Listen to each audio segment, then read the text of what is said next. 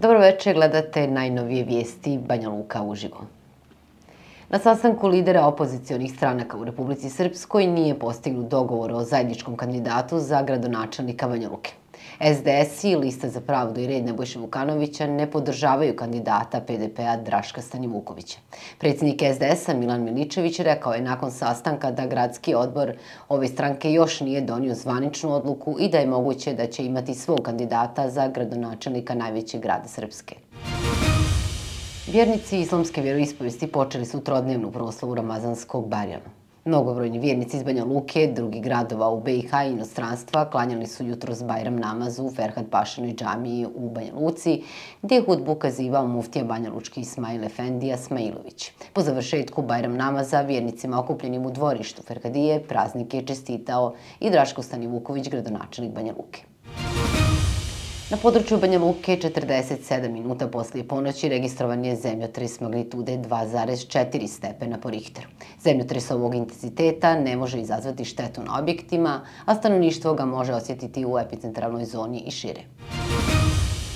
Okružni sud u Banja Luci odbio je žalbu Banjalučkog okružnog javnog tužilaštva i potvrdio oslobađajuću presudu doktoru Darku Goliću, nekadašnjem načelniku klinike za anesteziju i intenzivno liječenje Univerzitetskog kliničkog centra Republike Srpske po optužnici za polno uznemiravanje pacijenta, potvrdila je advokat Jasminka Jovišević.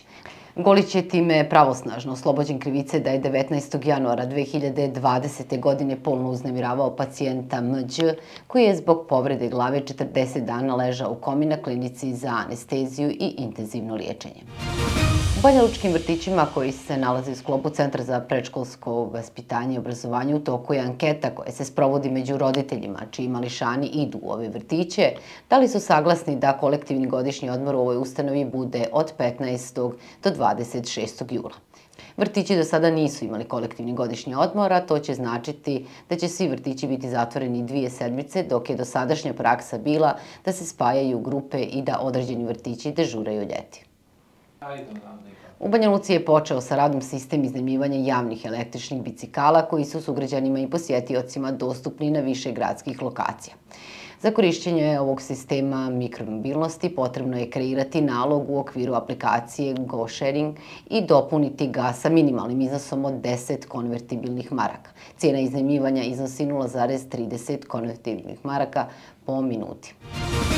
U Republici Srpskoj Federaciji BiH sutra će biti pretežno oblačno, tokom dana se očekuje postepeno razvedravanje uz temperaturu vazduha do 27 stepeni Celzijusovih.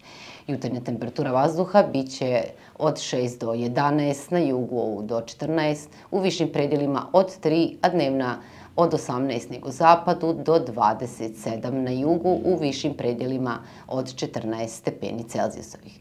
Bilo bi to sve u ovim vijestima, više informacija na našem sajtu www.bluživo.com. Prijatno i do gledanja.